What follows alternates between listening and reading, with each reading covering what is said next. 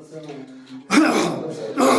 بنطالب منها في مشاركه، يعني في مشاركه مجتمعيه مع هو ماسك العملاء. حاليا انا يعني في مشكله، يعني كل شهر في امتحانات، كل شهر في امتحانات، عاوزين رزق وعايزين ورق وعايزين احنا بنتصرف. بس في النظام الجديد زي ما الدكتور علاء قال لي السنه متواصله، كان اول شهرين ثلاثه وشهر ثلاثه دي مفيش مدارس. النهارده احنا بخمسه. يعني المشكله دي في المدارس كلها مش هنا بس. موضوع الامتحان الشهري والورق والمطلوب كل شهر الامتحانات. فبنعوز طبعا رزم ونعوز حاجه كده. احنا كمدرسه هنا بنلم. انا بتوجه بشكر لوالده الاستاذ هاني مدير المدرسه مع الساده المدرسين والاداريين، بنحاول على قد ما نقدر ان احنا نلم ونسلك موضوع الامتحان. فدي برضه جزئيه ان احنا عاوزين نشوف المدرسه مش فيها رصيد. دي مشكله. المشكله الثانيه احنا حاليا ملعب هنا، يعني ملعب كويس في مدرجات، واتمنى يعني واحنا موجودين والحاج عبد العزيز كبيرنا وكبير الكل ان احنا الملعب ده يا دكتور علاء ان في مدرجات وعاوزين ننجله، نعمله نجيله، يعني حاجه تشيك بالمكان مع المدرسه. الملعب تبع المدرسه؟ هنا تشوف هنا في الملعب ده انا عايز يعني في نشاط رياضي ثقافي، يبقى في حاجه يعني كويسه ومساحته حلوه وفي مدرجات. فاحنا عاوزين بنفس الوقت يعني النجل ونصرف، يعني تصريفه اقل حاجه هيلم الولاد اللي بيلعبوا في الحصه، الولاد الشباب. فدي مهمه جدا الانشطه دي. في سؤال اخير طبعا، يعني احنا دلوقتي بنلم مثلا، انا راجل طبعا كنت محاسب في البنك، طبعا احنا بنلم من بعض. هل مش ممكن يكون في مشاركه مجتمعيه من الاهالي مع كده وصلنا للاستاذ محمد؟ اولا بالنسبه لموضوع الامتحانات اتفضل.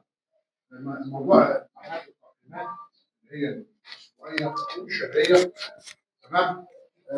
ديت يعني ايه؟ اللهم صل على النبي. ديت بتبقى مشاركه مجتمعيه. ليه؟ لما نيجي ولي امر بيدفع الرسوم، بتخش على الوزاره على طول، وعلى بال ما بيعمل سلفه ويسويها وكلام من ده، ما فيهاش الحته اللي هي بتاعت التقييمات. لا هو بس يعني هقول لحضرتك حاجه. الوزاره دلوقتي في بند مالي بتصرفه.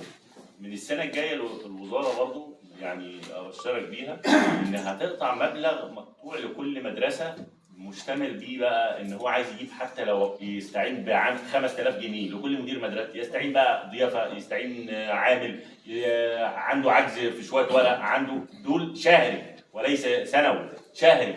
فالوزاره عندها الاتجاه، عارفه المعاناه المعلم او المدير المدرسه او المسؤول ان كل شويه محتاج ورق كل شهر. انت عارف حضرتك يا دكتور ما نقدرش كل طالب هات جنيه، ولا يجوز تطلب الطالب، ما يجي دور حضرتك ولا يجوز. فما تقلقش، دي هتراعى، والعام الدراسي على اوشك على الانتهاء، في ترتيبات له، وبرضه هناخد بيها وهشوف ميزانيه الاداره عندنا صرفوا كام وايه المستحق للمدرسه وفق كل طالب. ماشي يا دكتور. انا بس يا دكتور ما مسكش. ايوه انا فاهم. بالنسبه لموضوع النجيله والحاجات دي، يعني انتوا قريه. هو الملعب انا معاك بس احنا قريه. انت بتفكرنا ايام ما جينا سنه 71 واشتركنا هنا عشان الحريقه كانت بتاعت الناس. ايه المطلوب هنا؟ المطلوب مشاركه مجتمعيه. او الثاني، وهنشوف برضك هنا مع الاستاذ باسل. لا هو ده ملك الهيئه، ملوش علاقه بالشباب والرياضه، وبالتالي مش جهه غير الجهه. كل القصه ان في شركات بتقول هاخد مثلا الملعب ده هعمله، وبعد اليوم الدراسي كان في توجه لكده، بعض المدارس بيختاروها بيعملوا فيها ملاعب وينجلوها ويستخدموها الطلبه، وبعد اليوم الدراسي بتخلص. هل هشوف الموضوع ده، هبحث الموضوع ده، لو هو متاح او في امكانيه او النواحي الاداريه بتاعته منضبطه هنسعى فيه اولويات وهنخاطب الجهات المعنيه بكده. لا ما هو بالنسبه لك منضبطه، بالنسبه لنا احنا الوزاره ليها سيستم ونظام، فانا هشوف ايه المتطلبات المطلوبه ونعملها. لا